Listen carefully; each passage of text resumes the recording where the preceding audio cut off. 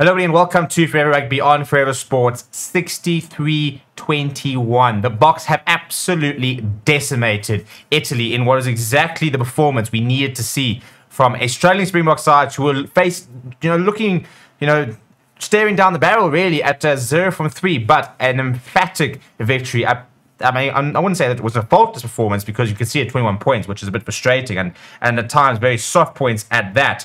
But my word, people asked for exciting rugby. They asked for tries. They asked to see our backline. Today, it was on. It was hot. It was a pleasure to watch a Springbok side just throwing caution to the wind sometimes and playing some phenomenal rugby. And I think if you look at the performances, just no bad performances. I think that's the reality. I think you can look at all the performances, and I don't think you'll find somebody who'll go, he had a bad game. So it was really a very comprehensive all-round performance from the South Africans. Before we break down the game, exactly what happened, please do smash like on the video. Please do subscribe to the channel. We're now past 22,000 subscribers, so a big shout out to all of you guys. But let's break that game down, shall we? So in terms of what happened when, it was a pretty close first half, if we're being perfectly honest. And South Africa actually going behind at a point. We started off perfectly. Kurt Janssen went over in like the first minute, basically, second minute. So you don't get much better starts than that. However, we did then allow Italy to come back into the side. We saw Andrew Capuzzo score a very good try. It was a fantastic piece of handling from Michel Lamaro. So he scored a try, and with the penalties from Allen meant all of a sudden Italy were ahead. That try coming in the 10th minute there to go make them 10-8. They then got a penalty to 13 points to 8. We then cut the deficit down. And then 30-minute mark, Bongi Manambi going over for a try off the back of a maul. Chisholm Colby adding the extras, 18 points to 13 at half-time. And I think the first half we were in control, but we were making a couple of silly errors. And boy, did we sort that out in the second half. We unloaded the bench, Ibn Etzebeth coming on in the 43rd minute. Italy getting a penalty early in the second half to make it a 2-point game. But then the floodgates went over, just opened up. Chisholm Colby scoring a try, injuring himself in the process, going off. Then Kurt Janssen, 49 minutes, 3 minutes later, bang. Marnie Lieber came on and just pulled the strings. He was phenomenal when he came on. Honestly, I don't think he put a single foot wrong. You can't ask much more from that. I think wouldn't be surprised if we do throw caution to the win and let him start against England because he just looked so comfortable.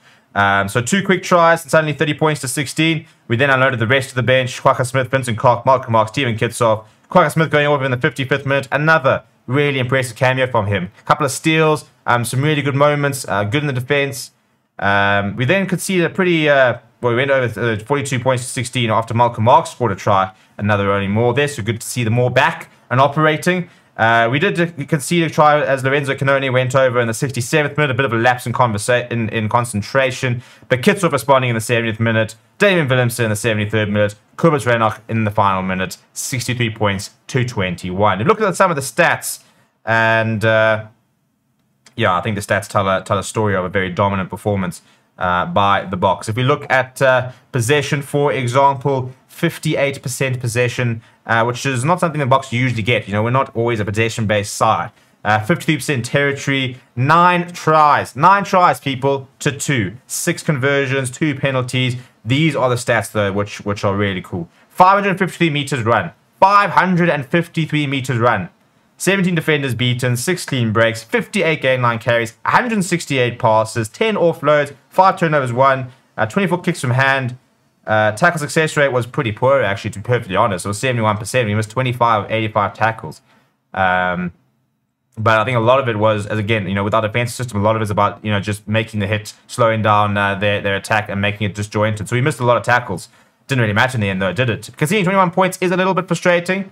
But you can't really complain when you score 63. Lineouts, we just missed 1, 92% success rate there. Our scrums, there was only 1 that we lost. We can see 10 penalties. Both teams had 10 penalties. Also, no cards, which is really cool. Because, I mean, when was the last time you watched a Bok game without a card? And, yeah, so if we look at some individual performances, I thought Siya Kolisi was massive. Once again, 8 tackles made, 50 meters gained, a try assist, 2 offloads, a clean break, 7 carries. Was absolutely everywhere. I thought Franco Mostert once again got through some good work. I thought both locks were pretty good, actually. Simon Murat and Marvin Ory as well were pretty solid. Kurtley Arendse, though, I mean, what a game he had. 166 meters gained, 4 defenders beaten, a try assist, 4 clean breaks, 1 offload, 2 tries.